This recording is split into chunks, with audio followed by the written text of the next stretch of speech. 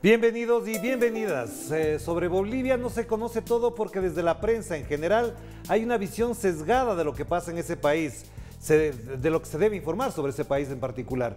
Algunos medios, por ejemplo, hablan todavía del gobierno democrático de Yanine Áñez o insisten que Evo Morales cometió un fraude y por eso, y por tanto, se justificó el golpe de Estado. Y ahora con Luis Arce en el poder tras un triunfo electoral incontestable, ya han empezado las conjeturas informativas sobre la gestión gubernamental, además de abrir espacio a aquellos golpistas de noviembre del 2019 como si fuesen los adalides de la democracia en Bolivia.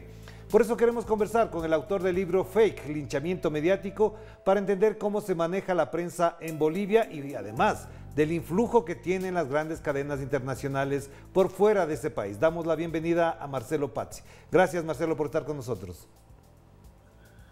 Muchas gracias por esta entrevista y para poder expresar el rol de los medios de comunicación acá en Bolivia y que tienen que ver con acciones conspirativas. Sí, Marcelo, a propósito de eso, en su libro, usted lo ha mencionado en las entrevistas que ha dado al respecto, que efectivamente no solamente es el conglomerado de medios que monopolizan a veces cierta tendencia informativa, sino también el modo en que practican el ejercicio periodístico, es decir, el modo en que confluyen titulares, comentarios, editoriales y supuestos reportajes. ¿Eso qué contrae o qué conlleva a la democracia de Bolivia en este momento? Bueno, los medios de comunicación, no solamente en este momento, sino bastantes años atrás, prácticamente desde el nacimiento de la República, han estado conspirando. Es decir, cuando se ha establecido un gobierno popular, un gobierno que ha querido hacer reformas a favor del pueblo, empezando del mariscal Antonio José de Sucre, ¿no?, en el año 1825, o Gualberto Villarroel, que quería mejores precios para poder a la población. Cuando se vieron afectados intereses económicos de las transnacionales, actuaron corporativamente con medios de comunicación y conspiraron contra estos gobiernos. En el caso del mariscal Antonio José de Sucre, en el 1827 terminó asesinado. Le decían a Sucre que él era un extranjero entrometido, ¿no?, cuando en aquellos tiempos queríamos hacer la patria grande, todos los latinoamericanos, e integrarnos. Mientras tanto que a Gualberto Villarroel en el 1946 le dijeron que era nazi, que era fascista, que estaba con Hitler, lo cual era una total mentira, que es algo que se ha hecho en algunos medios de comunicación y se ha sufrido en diferentes países. Yo recuerdo muy bien cuando le dieron el golpe de Estado a Hugo Chávez y se hizo un documental muy bien producido que se llama La Revolución no será transmitida. Ahí se revela cómo se vertieron una serie de mentiras, como por ejemplo la del puente Yagú, lo tengo muy bien en la memoria ese lugar, donde hicieron un montaje de imágenes, cambiaron las horas para hacer aparecer a unas personas asesinadas como si fueran víctimas del chavismo, cuando eran víctimas de francotiradores, de los conspiradores que dieron el golpe de Estado en aquel entonces. Bueno, el 2019 en Bolivia, los medios de comunicación también atentaron contra la democracia, virtieron una serie de mentiras, no el 2019, sino desde que entró Evo Morales el año 2006, dijeron mentiras como por ejemplo que tenía un hijo con una señora, que al final todo se aclaró, ¿no? Y el último año utilizaron las redes sociales, utilizaron cuentas falsas en Facebook, que incluso lo denunció Sofía Chang, que era una trabajadora de Facebook, que dijo, tengo las manos manchadas en sangre, e hizo esa denuncia porque tenía en su conciencia muertos, no solamente en Bolivia, sino en otros países, por culpa de las mentiras, por culpa de las cuentas falsas que se habían creado en Facebook para destruir, para atacar la democracia y gobiernos populares como el de Evo Morales.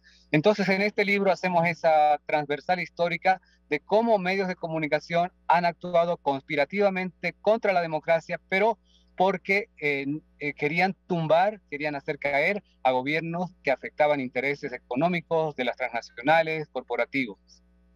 Ya, pero Marcelo, ahí cabe siempre también una pregunta. Si efectivamente esto ocurre desde determinados medios, ¿cómo se contrapone eso? ¿Cómo se equilibra al menos? No digo que se acabe con esa prensa, porque efectivamente dirán que se atenta contra la libertad de expresión, pero efectivamente esos medios de comunicación no tienen una contraparte. En Bolivia en particular no se ha creado, no se ha gestado una vacuna, digamos, contra esta desinformación. Hay medios que puedan contrarrestar y contraponer esas versiones de modo que al menos se discuta y quede en duda la veracidad de esas informaciones. Sí, es muy importante la pregunta. Bueno, para empezar, nuestra nueva constitución política del Estado, que ha venido con este proceso de cambio en Bolivia, es muy sabia. Y en su artículo 7 dice de que se respeta la libertad de expresión, pero siempre en el marco de la verdad y de la responsabilidad, ¿no? Entonces, aquello que vaya allá, más allá de la responsabilidad y sobre todo ataque la seguridad y ponga en peligro a la población, pues el Estado debe intervenir, ¿no? Concretamente contra calumnias, mentiras e injurias. Entonces, se tiene la potestad. Pero lamentablemente, como sucede en muchos países, los medios de comunicación corporativos se victimizan y dicen, están atacando la libertad de expresión, están atacando los derechos humanos, este es un gobierno dictatorial, este es un gobierno de tipo dictatorial y hasta fascista, pueden decir. Entonces hacen mucho escándalo cuando en realidad lo que se está haciendo es poner freno a las mentiras. Entonces, por un lado, nuestra constitución es sabia, el tema es poder aplicar y hacer fuerza frente a esos medios corporativos. Lo segundo es el tema educativo, creo yo, que la población tiene que saber que los medios de comunicación no son una panacea equilibrada, es decir, cada medio de comunicación responde a sus intereses y que para mí, por ejemplo, muy personalmente, no existe la imparcialidad. No existe la imparcialidad, pero sí tiene que existir el no decir mentiras, tiene que existir parte y contraparte para que se pueda escuchar a diversas partes en conflicto, ¿no? Y por otro lado, pues la creación de medios de comunicación de parte de las organizaciones populares, de parte del Estado, para contrarrestar todas estas corrientes, ¿no? Espero que sean bien manejados, porque si son medios de comunicación que no te dan una programación atractiva, que no son lo suficientemente educativos, no tienen la suficiente calidad, pues la población lamentablemente va a preferir los medios corporativos, los medios que están con las transnacionales, ¿no? Y eso no es plata, eso es creatividad, eso es hacer comunicación de verdad, eso es profundizar las cosas y tener empatía con el pueblo, saber cómo llegar a ellos. Entonces creo que no es un sueño, no creo que sea cuestión de millonarias inversiones, sino de saber hacer las cosas en medios de comunicación, y eso está en nuestra cancha, en quienes creemos en el proceso de cambio, quienes creemos en una revolución y en países que puedan estar en mejores condiciones. Claro, de acuerdo, Marcelo, pero también ahí aportaría algo para el debate. Si así actuó la prensa, si de esa manera confluyeron varios medios de comunicación, ¿cómo se explica que después ganara Luis Arce? ¿Hasta dónde el contrapeso ya no pasó por los medios, sino por la realidad? ¿Hasta dónde los medios de comunicación tuvieron que pasar factura frente a esa realidad y asimilar y asumir al mismo tiempo que efectivamente la tendencia mayoritaria del pueblo boliviano estaba a favor del movimiento al socialismo? Exactamente, ese es un debate, ¿no?, que tenemos aquí. Y bueno, el expresidente Evo Morales ya había dicho, ¿no?, había alertado de que el 90% de los medios de comunicación privados estaban en contra de él. Y es que este 90% de medios pues respondían a diferentes intereses corporativos que tenían que ver con negocios bancarios, negocios ganaderos, negocios de la tierra. Entonces es una situación difícil, ¿no? Como tú muy bien dices, hay un desequilibrio en cuanto a la información y bueno, pues ahí está el reto de también desde las organizaciones sociales construir los medios comunitarios, igualmente populares, desde cada barrio, desde cada comunidad. Ya, y ahora frente a eso, ¿cómo se ha manejado la comunicación oficial? Porque buena parte de lo que estamos analizando tiene que ver también con el manejo informativo del gobierno, porque cuando un gobierno progresista utiliza sus medios de comunicación, los medios públicos, los medios oficiales, enseguida salta desde la derecha el deseo, según ellos, de totalizar y cubrir o monopolizar la información. ¿Hasta dónde el manejo de la comunicación oficial también garantiza el derecho a la información de los ciudadanos? Exactamente, ese es un reto muy importante, el buen manejo de los medios de comunicación a partir de las entidades estatales. Hacer bien las cosas, llegar a toda la población, hacer medios de comunicación con mucha creatividad, porque soy yo de la idea de que no puede existir comunicación sin creatividad. Insisto que no es una cuestión de recursos, no es una cuestión tampoco de mano dura contra los medios privados, sino que claro, cuando pasen de la raya, como se dice, vayan fuera de la ley, tiene que haber una sanción siempre en el marco de la ley, y para eso tenemos nuestra constitución política del Estado y de ahí todo nuestro marco legal.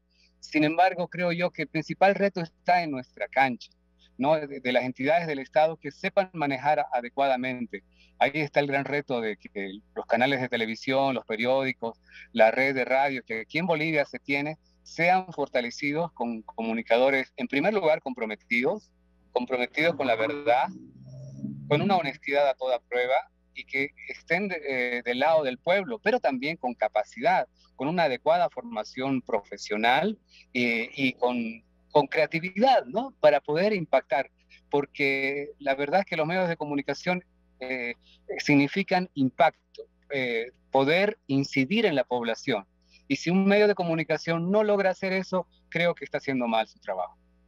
Sí, Marcelo, hagamos la primera pausa y enseguida volveremos sobre algunas connotaciones que ha tenido la publicación en función incluso de que efectivamente cuando se le señala con el dedo, algunos comienzan a reaccionar y dicen efectivamente que se trata de acusaciones contra la libertad de expresión. Vamos a la pausa y enseguida volvemos con Marcelo Pazzi para hablar del impacto que tienen las fake news y sobre todo en particular en Bolivia.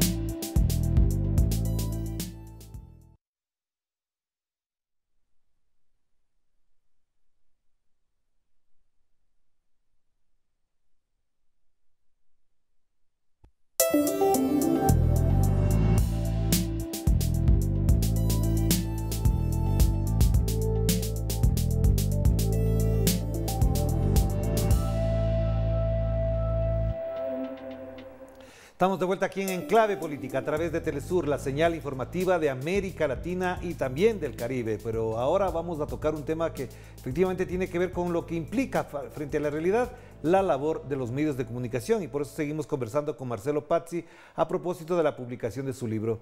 Marcelo, en una de las charlas dadas a propósito del libro se señala que el señor Mesa, que fue candidato presidencial en el 2019 también y después con Luis Arce, se sigue reuniendo con medios de comunicación, es decir, marcan la pauta informativa a partir de lo que él plantea a los medios, pero no lo hacen esos medios con, por ejemplo, Evo Morales ahora, ya no en el poder. ¿Qué implica esto? ¿Hasta dónde esta confluencia, esta convivencia de los medios con la oposición de Bolivia sigue marcando la pauta informativa? Bueno, lamentablemente existe un desequilibrio en el manejo de medios de comunicación privados, en que solamente le dan la palabra a quienes les interesa.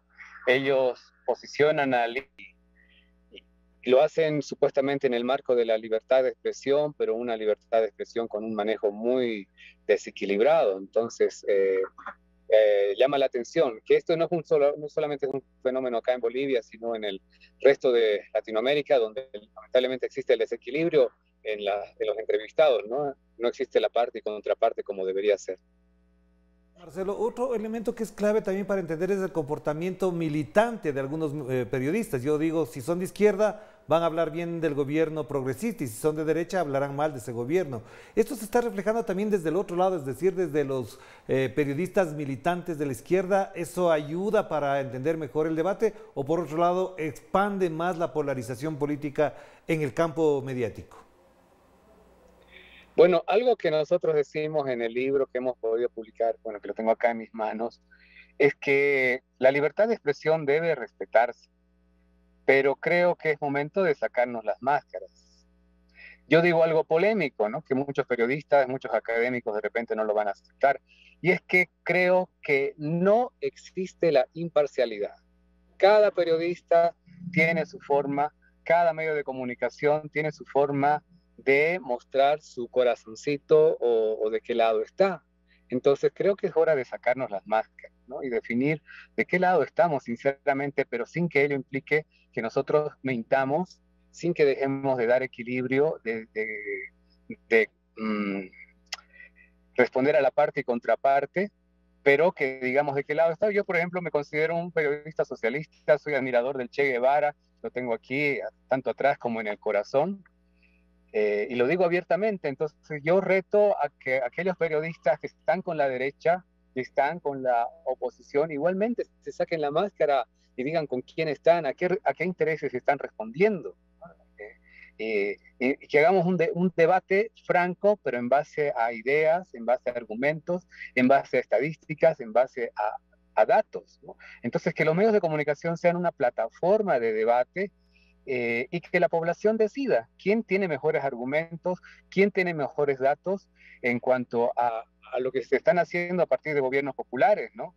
O sea, que se muestren los índices, por ejemplo, de cómo en Bolivia se ha cortado el analfabetismo, de cómo se ha mejorado la economía, cómo ha habido un crecimiento, cómo ha habido un progreso, cómo hubo un desarrollo, y cómo en solo un solo año de la dictadura, del golpe de Estado, de un gobierno inconstitucional como fue el 2020 a la cabeza de Yanine Áñez, el país se fue al desastre en la economía, en la salud, en la inversión pública y en muchos sectores más, ¿no? Entonces, esos son datos contundentes, eso va más allá incluso del debate ideológico.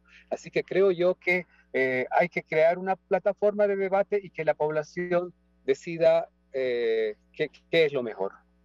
Ahora, Marcelo, para ponernos sobre la actualidad, acaba de mencionar algo que es muy importante. Durante la dictadura pasaron una serie de cosas que colocaron a Bolivia en una situación bastante delicada. En lo que va del gobierno de Luis Arce, también vemos que efectivamente se han retomado algunas iniciativas de orden social, de orden económico, la economía se estabiliza, la vacunación, por ejemplo, ha sido todo un éxito, pero de todas maneras vemos todavía en algunos titulares y en algunos debates que se sigue señalando el grave problema del gobierno vinculado al narcochavismo, y ahora incluso hay la tentación de acusar de que se ha incrementado la producción de narcotráfico en Bolivia. ¿Cómo se maneja esta situación?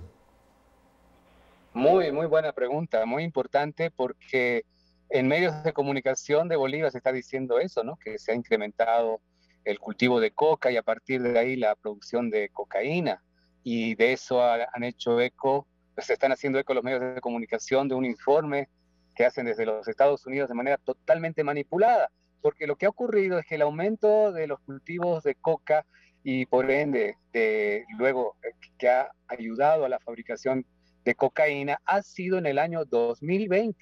Ahí fue cuando hubo un incremento bastante significativo en los cultivos de hoja de coca. En el año 2020, el año de los golpistas, el año de Yanine Áñez, el año del gobierno inconstitucional, ¿no? Y entonces, desde Estados Unidos mandan un informe cambiado y dicen como si fuera esta última gestión de nuestro presidente Luis Arce del año 2021, cuando, gracias a los esfuerzos conjuntos con la policía, Fuerzas Armadas y la voluntad del gobierno, pues están bajando esos cultivos para que sea simplemente el cultivo tradicional, porque bueno, no hay que olvidar que la hoja de coca pues tiene un consumo tradicional y que utilizan obreros, utilizan mineros de manera natural, ¿no? La hoja de coca en sí pues no es dañina, no es adictiva, no es droga.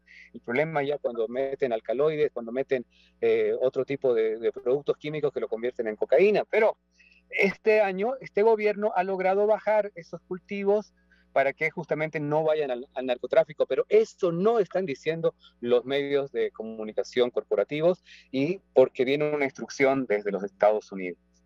No, y precisamente me quitaste la palabra de la boca, porque Estados Unidos juega un rol importante en lo que pasa en América Latina. Ya vemos cómo se pronuncia y cómo se planta frente a temas muy importantes en la vida de cada una de las naciones. Por ejemplo, vemos las masacres del genocidio que ocurre en Colombia, pero de eso no hay ni bloqueo, ni hostigamiento, ni sanciones por el estilo. La pregunta entonces es, ¿qué rol ha jugado la Embajada de Estados Unidos? ¿Qué rol han jugado las agencias internacionales de apoyo y de desarrollo, entre comillas, en Bolivia, USAID, la NED y otros, en este contexto del que estamos hablando? Han jugado un rol muy importante y esto desde hace muchos años, prácticamente desde el ingreso del gobierno popular de Evo Morales. Recuerdo varias denuncias contra la NED, precisamente, que había actuado en Venezuela, había actuado en Bolivia, y bueno, acentuaron su presencia algunas ONGs financiadas por los Estados Unidos, como la USAID, disfrazadas en temas muy sensibles, como el tema ecológico, el tema ambientalista. O sea, el 2019 realmente ha sido una conspiración muy macabra, en lo que han tenido que ver medios de comunicación. Ocurrieron incendios forestales que ocurren todos los años alrededor del mes de agosto y septiembre, que hay unas quemas y siempre se disparan y se incendian algunos bosques, pero el 2019 se descubrió que esas quemas fueron provocadas, fueron a propósito, fueron intencionadas. Es decir, el gobierno junto a la Defensa Civil hizo todos los esfuerzos con bomberos forestales, incluso contratando un avión que se llamaba el Supertanker, un avión que vino desde Rusia, eso mostraba también la capacidad económica del gobierno boliviano para combatir esos incendios, pero no podían hacer nada si había gente que continuaba echando fuego a nuestros bosques. ¿Y por qué hicieron esto? Porque ese era el pretexto perfecto para atacar a Evo Morales, para decir que su gobierno estaba promoviendo las quemas, para decir que los campesinos estaban quemando los bosques para producir coca. O sea, ese era el discurso que se estaban manejando y que de la mano estaban organizaciones ambientalistas de protección, entre comillas, a los animalitos, de protección al medio ambiente y las plantas, ¿no? Y para de una manera muy sutil, principalmente llegando a los jóvenes, con redes sociales y todo eso, querían sensibilizar, ¿no? Mostraban fotos de los animalitos quemados, muertos, de las plantitas, de los árboles, con un discurso ambientalista que por supuesto todos estamos de acuerdo, pero que no manipulen con eso para utilizarlo políticamente, ¿no? Entonces, crearon en general en la población una sensación de que el gobierno de Evo Morales estaba en contra del medio ambiente, estaba en contra de los pobres animalitos, de las pobres plantitas, que era responsable de las quemas, y se generaron importantes movilizaciones de grupos de clase media alta, de jóvenes principalmente en las grandes capitales. Se sospecha que han tenido que ver guarimberos venezolanos, grupos de choque, grupos violentos, grupos pagados, mercenarios, que a medida que iba creciendo la movilización se iban tornando más violentos, ¿no? O sea, lo primero salían pacíficamente, pero poco a poco se tornaron más violentos hasta que terminaron siendo grupos civiles paramilitares que dieron el golpe de Estado aliados con Fuerzas Armadas y policías que traicionaron a nuestro país. Y para finalizar, Marcelo, a propósito de esto, entonces, ¿cómo se ha tratado el tema de la dictadora Yanine Áñez, que en algunos medios parecería, puede estar equivocado, parecería que es una mártir y una víctima del comunismo castrochavista, etcétera, etcétera, porque todo lo que ahora se dice sobre su enjuiciamiento y procesamiento parecería que incluye torturas, aislamiento, intentos de asesinato. ¿Es verdad eso? ¿Hasta dónde coincide la realidad con esas versiones? Muy bien. Es importante aclarar a todo el mundo a través de este medio de comunicación lo que realmente está pasando en Bolivia. Medios de comunicación están posicionando la idea de que se está maltratando a Yanine Áñez, la ex golpista, ¿no? Que la llaman la expresidenta, cuando en realidad fue una presidenta golpista. Cosa totalmente falsa que se ha desvirtuado desde el recinto penitenciario donde está, o sea, la cárcel donde se encuentra recluida, tiene privilegios que otras reclusas no tienen. Incluso se han generado movimientos de protesta pidiendo de que se trate igual a todas, ¿no? Porque Yanine Áñez tiene su habitación privada grande, doble, tiene dos habitaciones. En ambas habitaciones tiene doble televisor, tiene todas las condiciones de comodidad, ¿no? Ha tenido más de 1000 visitas en el último mes, ¿no? Entonces, la alimentación adecuada, tiene un control médico, prácticamente cada 2 días están yendo los médicos para ver en qué situación está su salud, la presión arterial, tiene un apoyo psicológico, o sea, realmente condiciones totalmente inmejorables para una persona que está privada de libertad, ¿no? Entonces, muchos reos, no solamente en Bolivia, sino en Latinoamérica, quisieran tener las condiciones de Yanine Áñez, que además se da el lujo de tener su cuenta de Twitter, de hablar a los cuatro vientos, y eso no tienen otras personas que han cometido delitos. Aquí en Bolivia y en cualquier parte del mundo, a ver si a una persona que ha cometido delitos y está en la cárcel le dan esa posibilidad de tener micrófonos, de tener su cuenta de Twitter, doble televisor, más de 1000 visitas, y encima decir que es una víctima, encima de decir que la están maltratando. Entonces, Yanine Áñez realmente es un personaje muy muy interesante, por no decir otra palabra, porque manipula mucho, ¿no? A través de los medios de comunicación. O sea, se ha cortado la mano para decir que está siendo torturada, se ha querido suicidar para llamar la atención de los medios de comunicación y otra serie de recursos que le han dado resultado porque, como hemos hablado desde el principio de la entrevista, pues hay una confabulación con medios de comunicación. Gracias, Marcelo, muy amable por atender esta invitación. Por supuesto, ojalá nos llegue a la mano pronto el libro y estaremos pendientes de otras publicaciones. Un abrazo a la distancia, que esté muy bien. Muchas gracias. Gracias a Marcelo Pazzi a propósito de esta obra que, digamos, no tiene la difusión necesaria porque ya sabemos qué implica eso para medios de comunicación.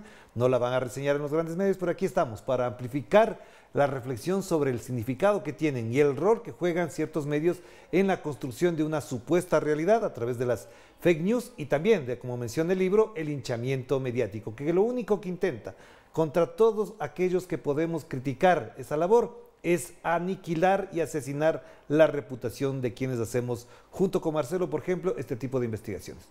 Nos despedimos. Cuídense mucho, que la pasen bien. Chao, chao.